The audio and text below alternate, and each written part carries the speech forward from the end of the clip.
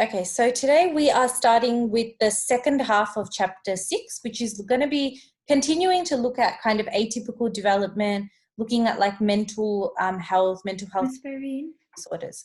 So the biopsychosocial framework is something that's really, really important for psychology, both in Unit 1 and 2, and especially in Unit 3 and 4.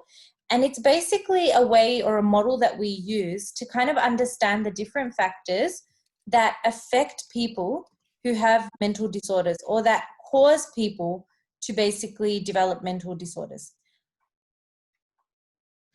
And basically what we talk about when we are talking about biopsychosocial framework is talking about this idea that these three factors come together to explain a person's mental health. Okay, so we're looking at biological factors, psychological factors, and social factors. That's where the name biopsychosocial comes from. So the biopsychosocial framework is just a model, or it's a framework that we use to study mental health. Because when we look at someone with a mental health issue, when we say, okay, this person is stressed, this person has anxiety, this person has depression, we can't just isolate that in terms of one factor, right? We can't say, okay, this person has depression and it's because their mum has depression that they've got depression. Yes, that could be true. Maybe their mum has depression and maybe it came to them through genetics. But there could be other factors that influence that as well. So if you are genetically predisposed to get depression, for example, but then you're one of those people that stress a lot, you're like an overthinker, you worry a lot, then it's not just a biological factor affecting you anymore, it's a psychological factor too, because your personality, your fact that you worry too much is also affecting that. If you socially kind of tend to isolate yourself from other people, or you don't have really good quality friendships or social networks, that could also be a factor that could make your depression worse. Okay, so a lot of the time whenever we talk about someone having a mental health issue, it's not just about one single factor, but rather an interaction between multiple factors. Okay, and that's why we say that the biopsychosocial framework gives us a more holistic understanding of a person's mental health, because it looks at not just one factor, but three factors, and how those three factors can allow us to really get a better insight into what that person is experiencing from a mental health point of view.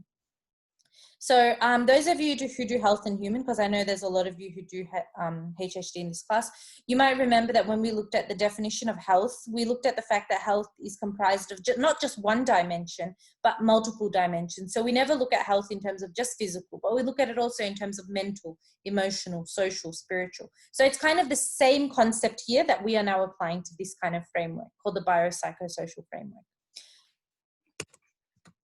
So obviously when we look at the biopsychosocial framework, we know that it's comprised of three main factors, biological factors, psychological factors, and social factors. So you just need to know some examples of each of these factors, okay? And we can kind of understand some examples by looking at this little diagram, or little Venn diagram here. So some examples of biological factors which can affect a person's mental health are genetic predisposition, or basically your genes. So we've already learned about the role of genes in affecting development in chapter 5, when we looked at the role of nature. Remember? So a person can have a mum or a dad or a grandma or an aunt who might have depression, and that can actually come to them through their genes. Okay, so a lot of the time, people are predisposed. Predisposed means that they are genetically predisposed, or they are likely or more susceptible to inherit that specific trait or that specific gene. Neurochemistry. So neurochemistry is talking about what is the balance of hormones, or what is the balance of neurotransmitters within that person's brain. Effect of medication. So some people take certain medications because they might have a disease, for example, not related to mental health, but they might have a physical disease like diabetes or arthritis or cancer. And sometimes the medications that you take, we hear about certain medications having side effects. A lot of medications that are used for like higher intensity or higher strength kind of diseases like cancers and stuff can actually affect your mental health, because they really play around with the neurochemistry of your brain, and they affect your brain function. Immune response, which is related to your immune system functioning. So people who have a weaker immune system are more likely to develop disease quickly. And because of that, they might feel like they are weaker than everyone else, which could lead to a lot of anxiety and stress. HPA axis is not something you need to know about this year. We kind of cover it a bit next year, but it's not really in the study design. It's basically a chain of reactions that are set off whenever a person experiences stress. And so some people are triggered when it comes to stress a lot quicker than others, which is why some people get stressed quicker, whereas other people tend to be a little bit more calm. The fight-flight response, a lot of you would have learned this in science or maybe in bio. We've also learned about it a bit this year with reference to sympathetic nervous system. So the fight-flight response is basically, again, related to stress. And other physiological responses can also basically affect your physical and mental health as well. So when we're looking at psychological factors, we're looking at factors that are more to do with the way we think and the way we feel. So we're talking about like our cognitive processes and our emotions and feelings. So basically, how can we control our emotions? Are we, do we have a short temper? Do we think positively? Are we like optimistic or are we pessimistic? What kind of attitudes do we have? What kind of perceptions and beliefs do we have? How do we cope with stress? So when we get stressed, do we try to calm ourselves down, or do we do things that further amp up our stress and make us feel more worried or more anxious? And social factors are basically things like social support, which is basically about having like good quality friendships and good quality social networks. Family background, so again, the kind of family you come from, or that factor of nurture that we learned about in chapter 5 is important in determining your mental health. And you find that a lot of the time when you read about, like, for example, people whose mental health is clearly abnormal, for example, people who are serial killers or people who abduct children or whatever, those kinds of people, if you look into their family history, you'll find that they really had a troubled childhood growing up, or they were abused by their parents, or their parents were never around. So family background does play a really important role, and we learned about that in terms of attachment as well in chapter 5. Interpersonal relationships is the relationships you have between and within other people.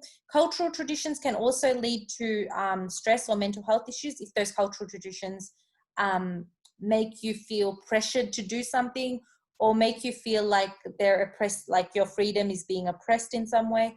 Socioeconomic status, which is all about income, can also affect your mental health, because the less income you have, the more stressed you will be about making ends meet.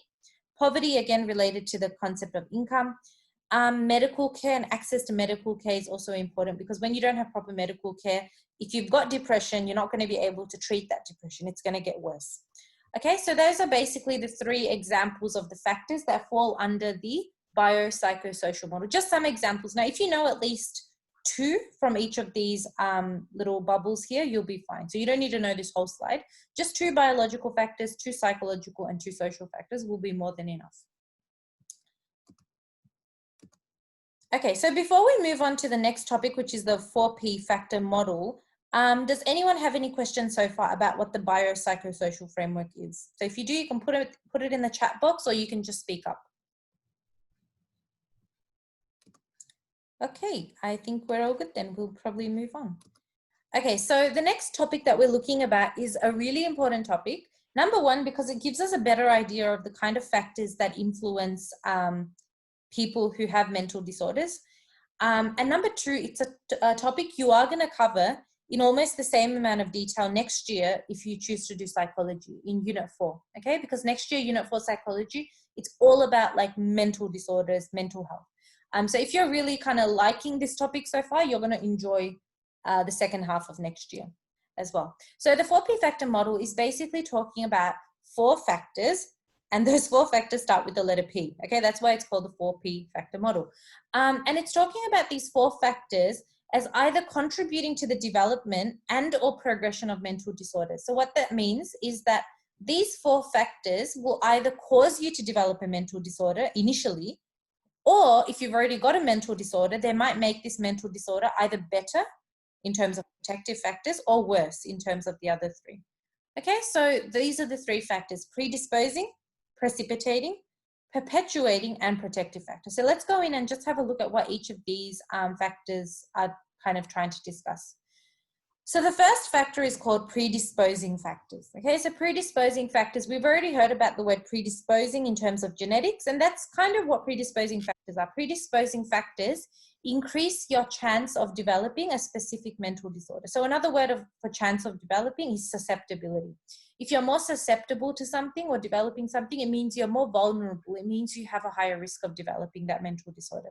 So like I said before, a predisposing risk factor for depression could be genetics. It could be having a family history of the condition. Okay, and that basically, by having a family history of the condition or by being genetically predisposed, you could actually be more likely to develop depression or more vulnerable to developing depression compared to someone who doesn't have depression running through the family. Okay, so that's what a predisposing factor is. It's a factor that simply increases the chance of developing a specific mental disorder. The next type of factor that we look at is called precipitating factor. And precipitating factors are factors that basically come into play when you've already kind of got a mental disorder, but they can also, a precipitating factor can also lead to the initial development of a mental disorder. So what does that mean? It means that if I've already got depression and I decide, okay, you know what, I've got to go on a holiday to make myself feel better or to, you know, kind of let off some steam. And I go to a like tourist destination, and that tourist destination, like this photo is showing you, gets hit by a tornado or gets hit by an earthquake, and I'm left like completely devastated. That will actually make my existing depression worse. Okay, so I wanted to go on this holiday to let off some steam, to de-stress. And what has happened is I've just experienced this traumatic experience of getting caught up in a natural disaster. And that is actually going to make my depression worse. Okay, or let's look at it from another point of view. It could actually contribute to the initial occurrence of a mental disorder. So let's say I'm a completely healthy person, don't have any mental disorders, go to a country for a holiday, and I'm almost killed in a natural disaster. Now, I don't have any pre-existing mental health issues or mental disorders, but being caught up in that traumatic experience, in that situation where there's so much stress and so much trauma and destruction, could actually increase the risk of me developing post-traumatic stress disorder, which means that the previous kind of mentally healthy person that was me has now become someone who has developed a mental disorder because of this experience. So a precipitating factor is any experience or any event that, number one, either causes you to develop a mental disorder, or number two, makes an existing mental disorder worse. Okay, so that's basically what a precipitating factor is. Now, you might be thinking, you might kind of remember the word precipitating as kind of sounding a bit like precipitation. Okay, precipitation, you might have learned about in humanities when you did all the stuff about weather and climate. Precipitation is about like rain, yeah?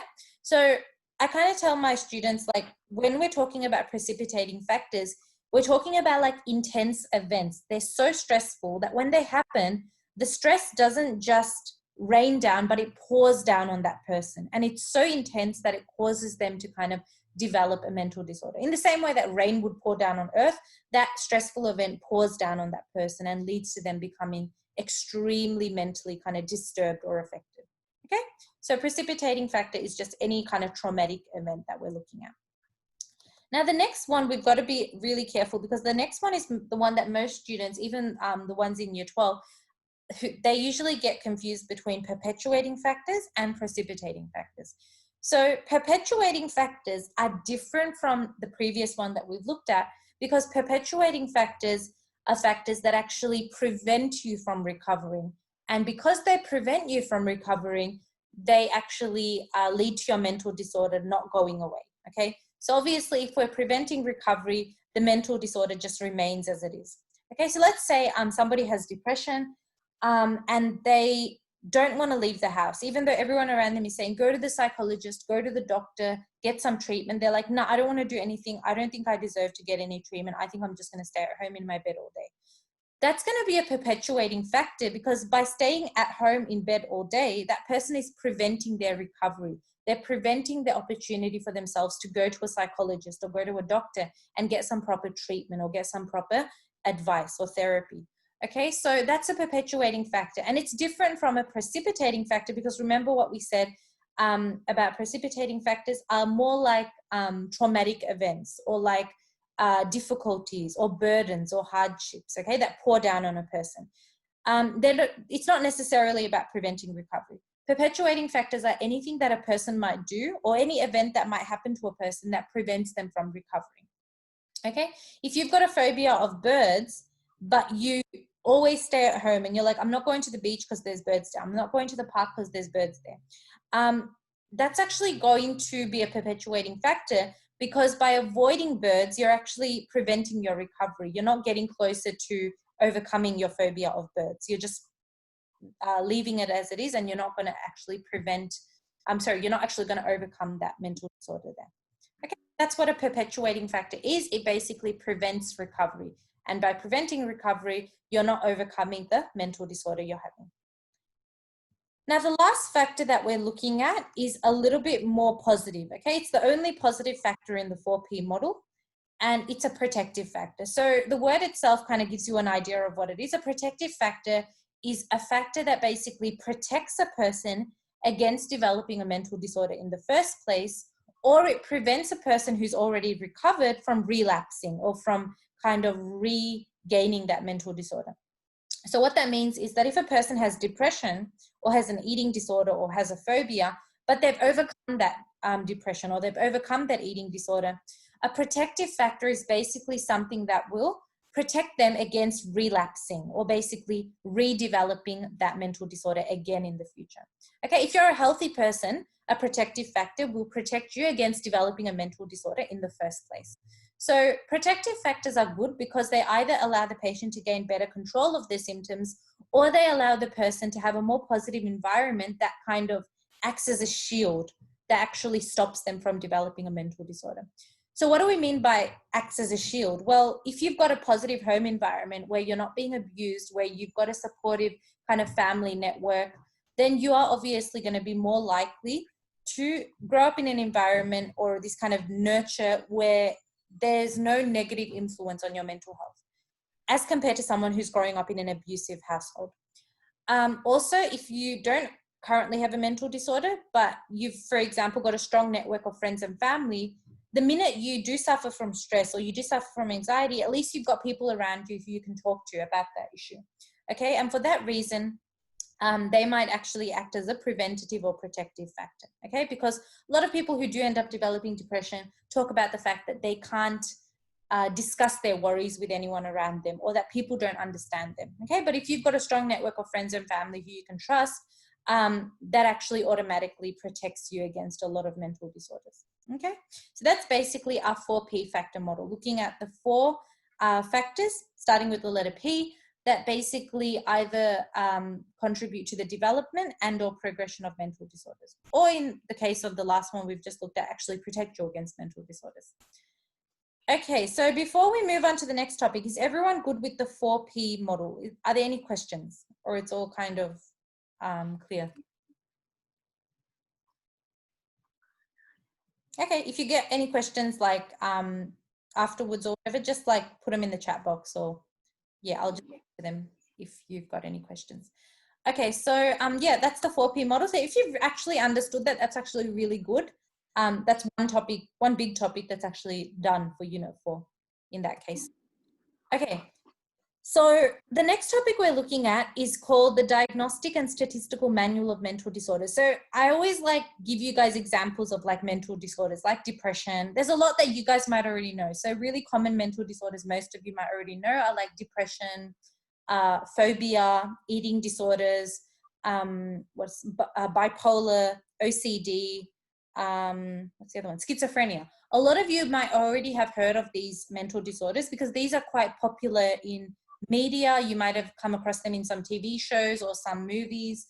You know, so basically, is there like, how do psychologists put names to these mental disorders? And what do psychologists or psychiatrists use in order to kind of say that, okay, this person has depression or that person has schizophrenia? Well, basically they use a manual of mental disorders, and this manual is called the DSM. Okay, the DSM is basically our kind of like dictionary of mental disorders. Okay, every psychologist or every psychiatrist has a copy of the DSM-5 or the latest version of the DSM. So the DSM is basically like a dictionary of mental disorders. It's got every single mental disorder known to man inside it. So if you open it up, it's got the name of the mental disorder, it's got the diagnostic criteria or the symptoms, it's got the treatments, it's got everything, okay? So if you want to learn more about mental disorders, and a lot of like psychology students in university tend to borrow this book from their library because it actually teaches you a lot about mental disorders. So it's basically a classification system. It classifies mental disorders into different categories, okay? And a lot of what your assessment or your visual presentation or project on mental disorders is going to be about is all to do with mental disorders. So you're going to choose a specific type of mental disorder, and then you're going to do a project on it.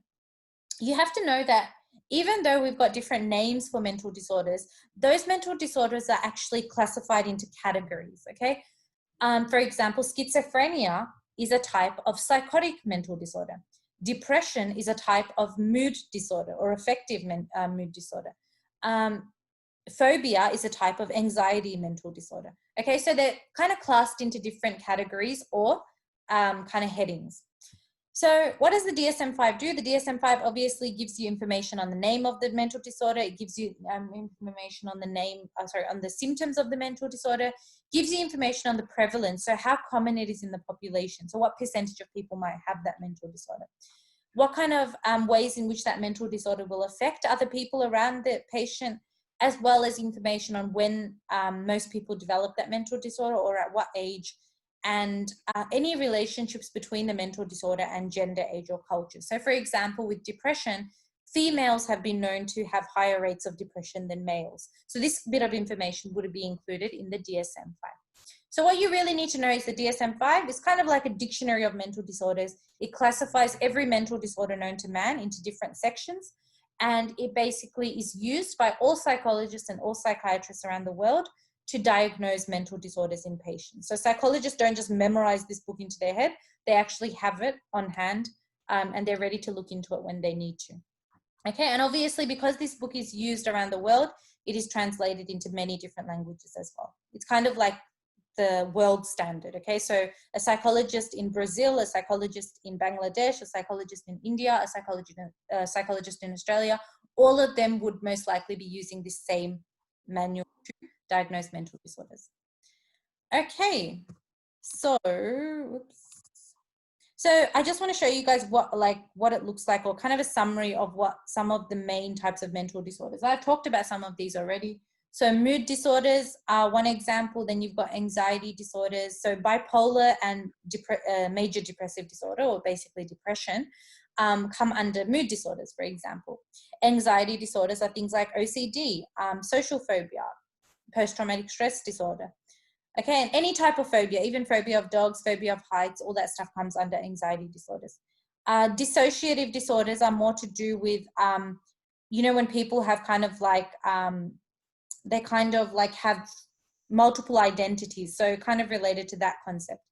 Personality disorders are more to do with like a person kind of having different personalities, but they're still kind of, it's a bit different from dissociative because they're still maintaining their existing identity, but then they branch out into other identities as well. Substance abuse, so alcohol abuse, that might come as a surprise to you, but alcohol abuse, cocaine abuse, these actually come under substance use mental disorders, okay? And you might not think that those are mental disorders, but they actually are, because those do go on to affect your brain and your mental functioning. And eating disorders are often mistaken as being physical disorders, but eating disorders at their very core are actually mental disorders as well, okay? Because they do involve this element of kind of control and this kind of like mental satisfaction that you get when you're able to control some part of your life to that extreme. So those are just some examples of mental disorders. So this is just kind of like an early introduction into it, so you guys can kind of think about what kind of mental disorder you might want to do. Your book obviously has some suggestions, so we often say like it's better to do one that's already in your book. For example, schizophrenia, depression, one of those more common ones. But again, it's up to you what you want to do. And you can decide more about that when we introduce the assessment next week. There's a bunch of pages in your book about the incidence of mental disorder in Australia. You don't need to memorize any statistics for that, for the exam or for any other reason. But I just wanted to put this graph in to show you what the incidence of mental disorder in Australia looks like. So you can see that across all age groups, the most kind of common type of mental disorder experienced is anxiety disorders. So whichever age group you look at, the blue colored bars kind of stand a lot taller than the other ones. Substance use disorders are kind of more common in 16 to 24 age, which is probably because a lot of teenagers really don't know their limits with substance use and alcohol consumption and all that stuff. But as you get older and older, you realize substance use disorders kind of decrease quite a lot. Affective disorders, so remember affective or your affect, AFFECT, is another word for mood, okay? So affective disorders are essentially your mood disorders. So talking about things like depression. So you might be surprised to see that depression related disorders or mood related disorders are actually quite lower than anxiety disorders in all the age groups, okay? Anxiety disorders are actually very understated, and a lot of the time anxiety disorders are harder to diagnose and kind of more common in the population than depression and bipolar kind of disorders. Okay, so just a little, giving you a little graphical idea of what incidence of mental disorder kind of looks like in Australia.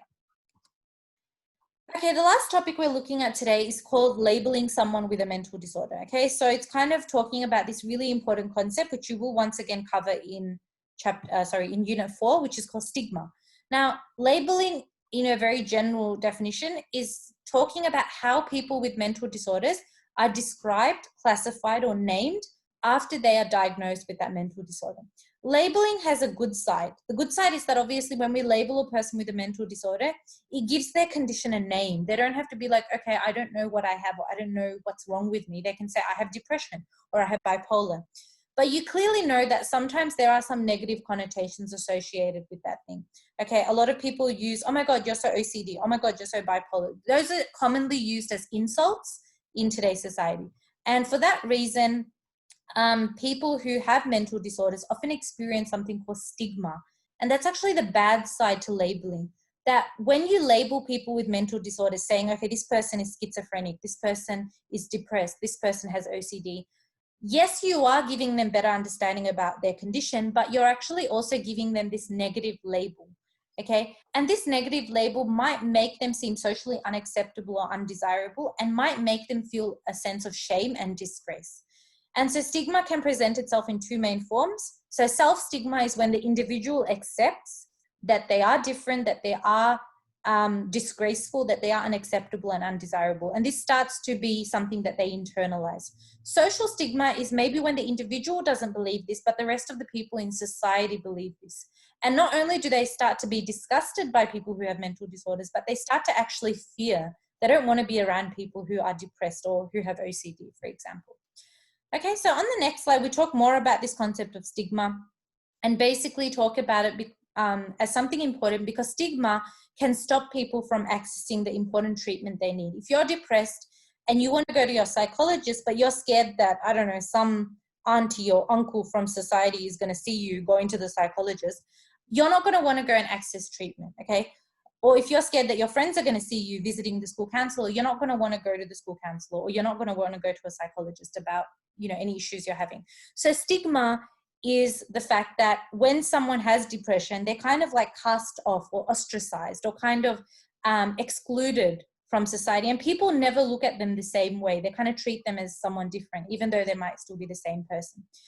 And a lot of the things that people, a lot of the way that we treat mental disorders really builds in or adds to the stigma that a lot of people with mental disorders experience. So if you look at these little cartoons here, these are the common reactions that people have. So it's kind of like showing you two people who are obviously physically ill, but then they're getting the same kind of comments that people with mental disorders usually get. So the first one's like, I get that you have food poisoning and all, but you have to at least make an effort. And this is a common kind of thing that a lot of people with depression actually experience, that people around them say, that just snap out of it. Why are you being so depressed? Just be happy, just be positive. And it's not like, oh my God, you just cured my depression, thank you. That's not how it works, okay? So it's obviously more complex than that. So again, this little photo here as well at the top of the man with his hands in his face, it's kind of like showing you all the kind of feelings that people with stigma experience, okay? So stigma is a really powerful thing, and again, a huge topic next year in Unit 4 as well. Now, the last thing that we're really looking at is, again, related to stigma, but it's an actual experiment. And I found this little storyboard kind of comic thing online. It's a little bit funny the way the drawings are, but I think it's a good way of explaining the experiment to you in a more visual way. Okay, so there was this guy called Rosenhan. Okay, Rosenhan was this psychologist from Stanford University in America. And basically he wanted to create a study where he wanted to kind of investigate how people in like, what do they call them? Psychiatric hospitals or mental hospitals are basically treated. Because Rosenhan had this suspicion that people in, or these doctors or these nurses that are in psychiatric hospitals have a general bias towards viewing everyone with a mental disorder and kind of building into them developing that mental disorder, okay? So basically what he did was he recruited 8 people, okay? He recruited basically 8 people who were mentally healthy. None of them had schizophrenia or none of them had any kind of mental disorder. And then he basically forced these people, each of these people, to attend 12 different hospitals in America. So basically each of these participants made an appointment at one of the hospitals and said that they were hearing voices. Now, obviously these participants were not hearing voices because they were pseudo patients or fake patients. They were just healthy people, but they wanted to convince the doctor that they were mentally sick or mentally unhealthy. So they were like to the doctor, oh my God, doctor, I'm hearing voices all the time. These voices are kind of, whispering random words to me, like empty, hollow, and thud. And I don't feel well. I'm always feeling like someone is out to get me. So then the doctor was like, yes, I think I need to, admit you into my mental hospital or psychiatric ward. So then, surprisingly, each one of these people who did the same act this lady did in each of their respective hospitals that they applied to actually got into the mental hospital based on the symptoms that they presented or that they were talking about. So after they were admitted to the hospital, the pseudo patients or the fake patients stopped showing any symptoms of abnormality. So they didn't act abnormal in front of the other patients. They spoke to staff and patients as they normally would. They took part in any activities. When asked how they were feeling by the doctors or the nurses around them, they said they were fine. They said, you know what, I'm fine. I feel like I don't actually have any symptoms anymore. I feel like I'm actually doing better now. So although the patients were trying to make it look like they were better, the doctors and the nurses around them weren't really buying any of it. They were like, nah, I don't think this person is better. I think we need to keep them in for a bit longer. I think we need to observe them a bit longer. What Rosenhan wanted these fake patients to do was he wanted them to take notes of everything that the way the doctors were treating them. So it's funny because like when these pseudo patients were actually taking notes, the doctors were then kind of saying, oh my God, look at what she's writing. She's like writing some conspiracies about us. Like the doctors and the nurses were trying to make a simple thing like the pseudo patients writing on a piece of paper look like an abnormal thing. So again, I was talking about that biased view that these patients and doctors, that these nurses and doctors had of their patients. So obviously in 4 of the 12 hospitals, some of the fake patients came up to the doctor and said, you know what, I'm feeling better. When am I likely to be discharged? And the doctors were like, you know what, we're not going to discharge you anytime soon.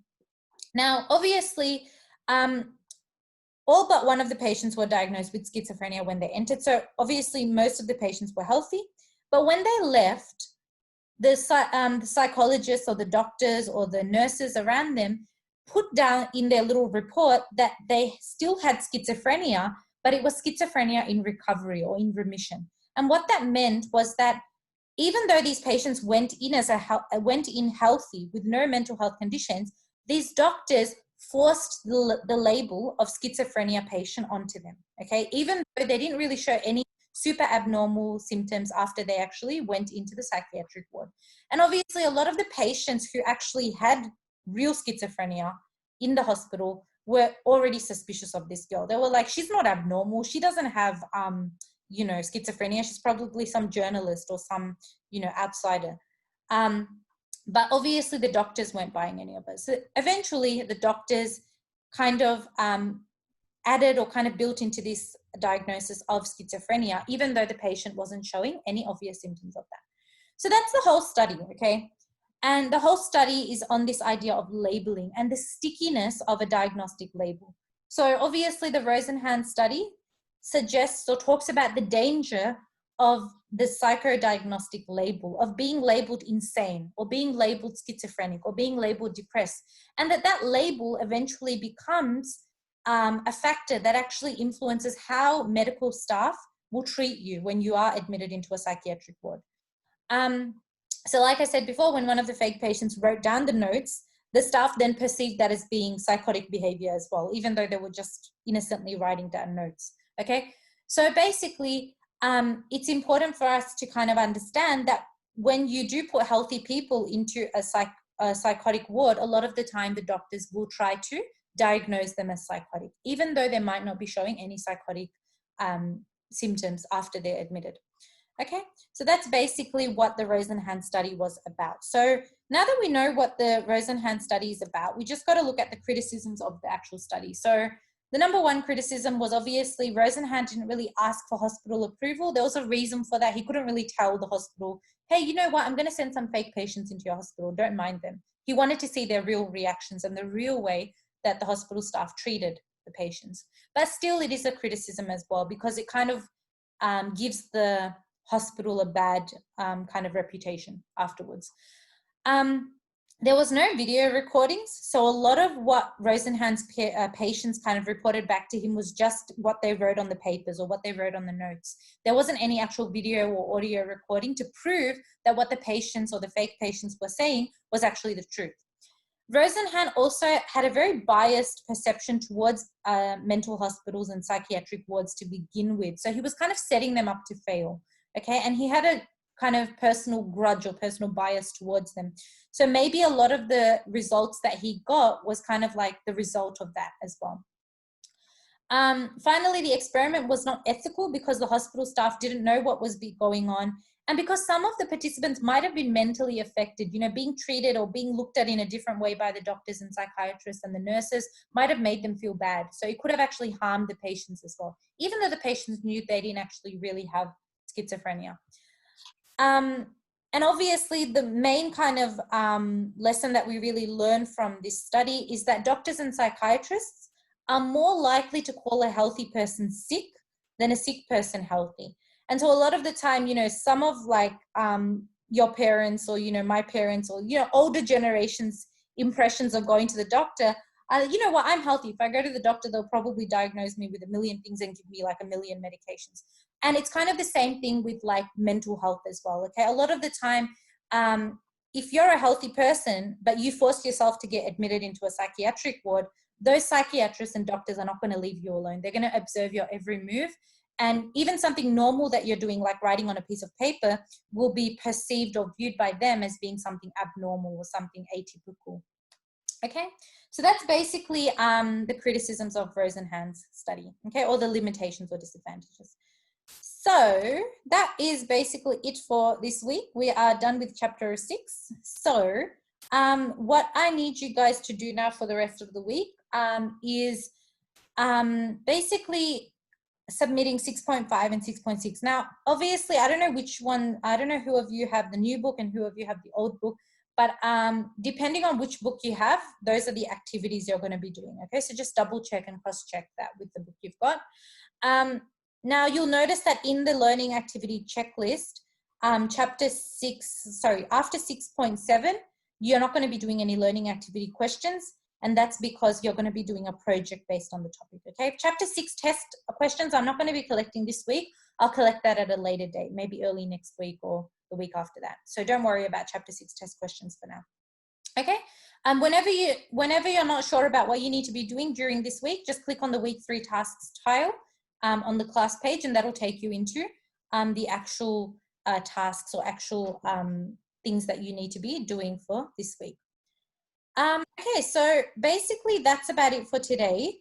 But before you go, I just wanted to tell you guys that our next online session is on Thursday at 9 o'clock. So basically what we're going to do then is we're going to have maybe a 20 or 30 minute Zoom session just to kind of clarify any questions you guys are having. And if you've started with the learning activity questions and you're having some trouble with any of the questions, then you can ask me during that Zoom session. Okay, so I'll put up a link to that on Thursday morning or maybe Wednesday night, inshallah. Okay, so yeah, if you don't have any other questions, you can probably just leave this session now and get onto the class page and basically just have a look at some of the videos that are on that week 3 tile. Okay, there are some videos I put there from YouTube, so you can have a look at that as well. Okay, but that's it for today. So you can get started on your learning activities either now, or you can just start them in your next session. Okay, so I'll see you on Thursday then, inshallah, and have a nice week. Bye-bye. Bye, Miss. Bye. Edwin? Yes?